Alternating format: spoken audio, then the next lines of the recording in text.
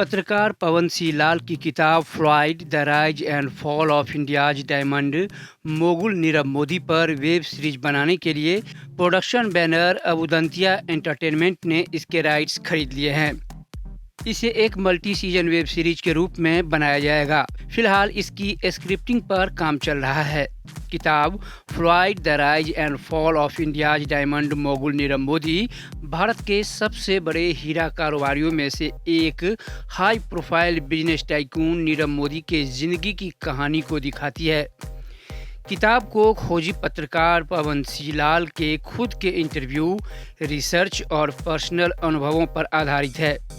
लाल इस सीरीज के लिए सलाहकार लेखक का भी काम करेंगे।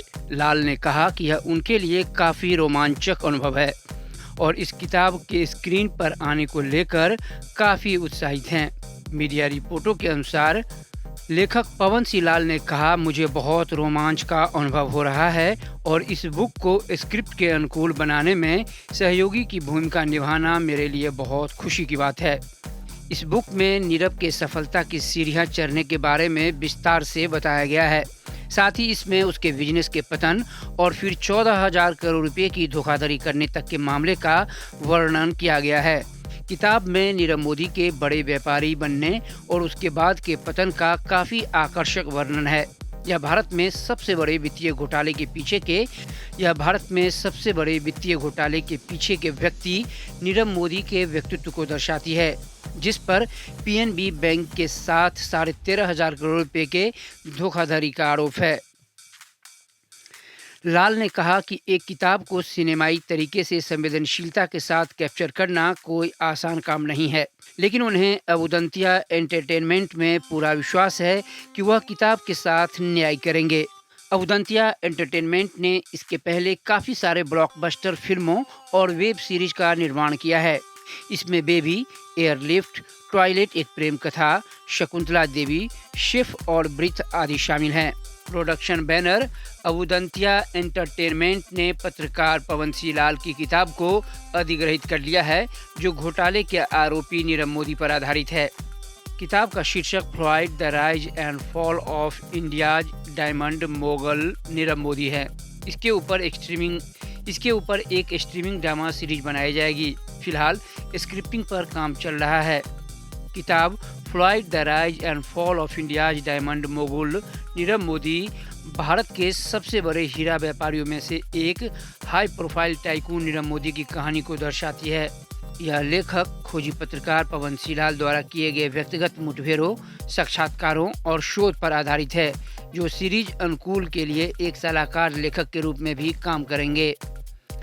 लेखक पवन सी लाल ने कहा, यह एक अत्यंत रोमांचक अवसर है और मैं इस पुस्तक से स्क्रीन अनुकूलन यात्रा का हिस्सा बनकर रोमांचित हूँ। पुस्तक नीरव मोदी के सत्ता में आने और उसके बाद के पतन के विस्तृत और आकर्षक पहलुओं का वर्णन करती है। भारत में सबसे बड़े वित्तीय घोटालों में से एक के पीछे के व्यक्ति के व्यक्तित्व को उजागर करती है, जिसमें पीएनबी खाता धारकों को छोड़कर लगभग 13,000 करोड़ रुपए के अवैध लेनदेन की राशि थी। लाल ने आगे कहा, एक सिनेमाई तरीके से एक किताब की संवेदनशीलता को कैप्चर करना कोई आसान काम नहीं है, लेकिन मुझे अबुदंतिया एंटरटेनमेंट में पूरा विश्वास है कि वे इस प्रयास के साथ पूरा न्याय करेंगे।